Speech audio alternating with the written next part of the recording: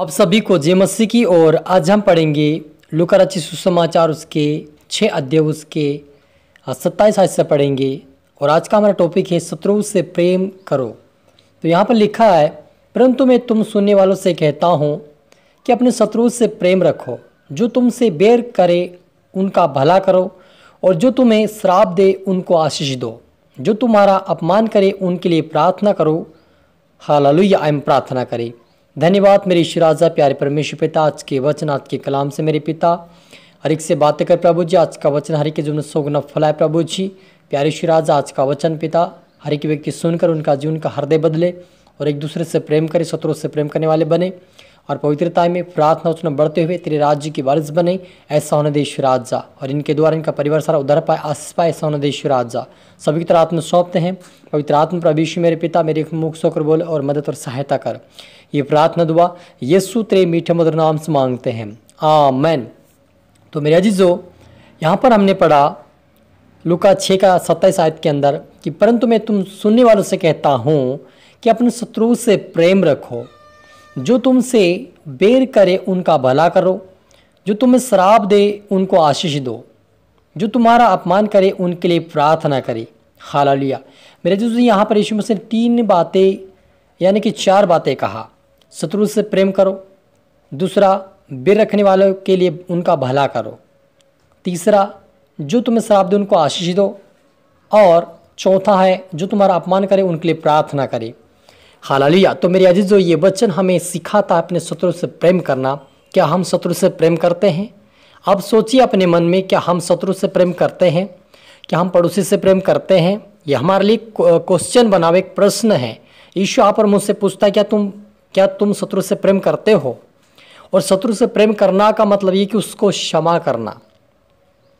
जो हमसे बैर करे उनको भी हमें, उनके लिए भी हमें भला करना है, और जो श्राप दे उनको भी हमें आशीष देना है, और जो हमें अपमानित करे उनके लिए प्रार्थना करे। मेरे अजीजों, आज बहुत सारे ऐसे लोग हैं जो क्षमा करना तो छोड़ के उनका बदला लेने की सोच रखते हैं।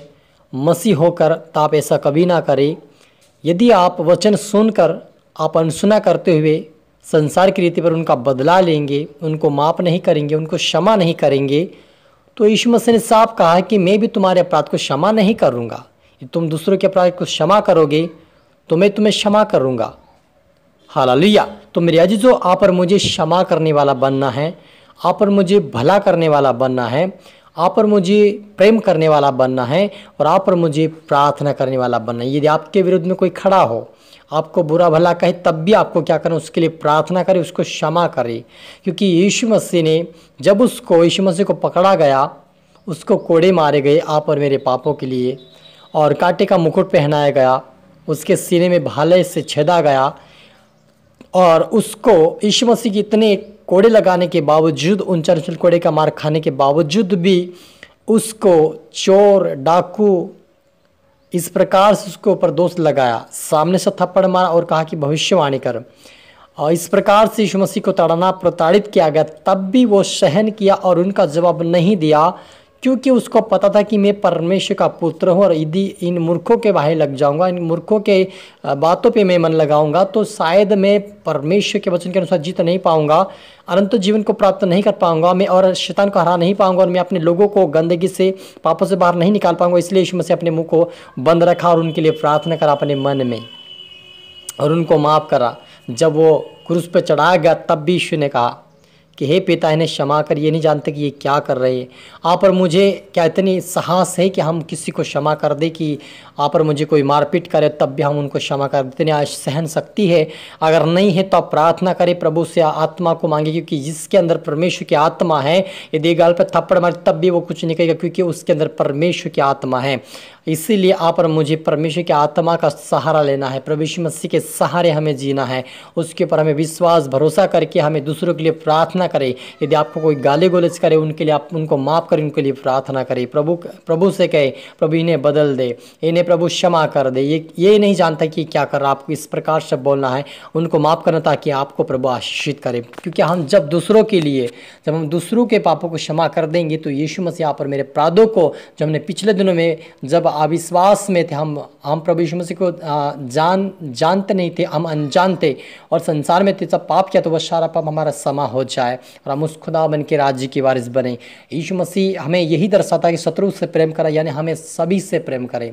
शत्रु का मतलब ये नहीं कि आपके कोई दुश्मन हो और आप पड़ोसी से प्रेम, अपने कुटुंब से प्रेम ना करें, ये आप कभी ना करें। आपको सभी से प्रेम करना है, अपने कुटुंब से, अपने गाँव वालों से, अपने रिश्तेदार, सभी से आप प्रेम करें। यही हमारा प्रेम परमेश्वर ने हमारे जीवन में डाला है और आप और मैं इस प्रेम को दर्शाएंगे, लोगों के बीच में डालेंगे तो हमारे जीवन में सौगुना फल आएगा और हम स्वर्गीय राज्य की वारिस बनेंगे। और जो नई विश्वास आएंगे वो भी हमारे स्वभाव, हमारा चरित्र देखकर कहेंगे कि वास्तव में इनके अंदर परमेश्वर का आत्मा, और ये नम्र लोग हैं, इनको गाली गलौज कर, इनको मारता भी कुछ नहीं कहते हैं, और ये बड़े दयालु लोग और क्षमा करने वाले, वैसे हम भी क्षमा करने वाले बन जाए। वो हमारा चरित्र जीवन देखकर बदलेंगे और इसके द्वारा हमें परमेश्वर आशीष देगा।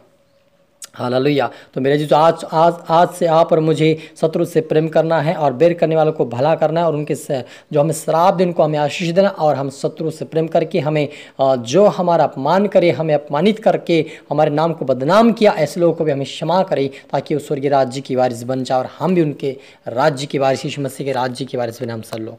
हालेलुया। तो मेरे जी, जो आज का वचन था कि शत्रु से प्रेम करो, और मैं इस वचन से प्रभाव से बात किया, मैं विश्वास करता हूँ, और आए हम मिलकर प्रार्थना करें। धन्यवाद मेरे ईश्वर राजा, प्यारे परमेश्वर पिता, आज की वचनात् के कलाम से मेरे पिता हमारी एक से बात की, आपका धन्यवाद प्रभु जी। जितने आपके बेटा बेटी देख रहे सुने प्रभु, मैं हर एक के लिए दुआ प्रार्थना करता यीशु के नाम से प्रभु, ये नम्र और दिन हो जाए मेरे पिता।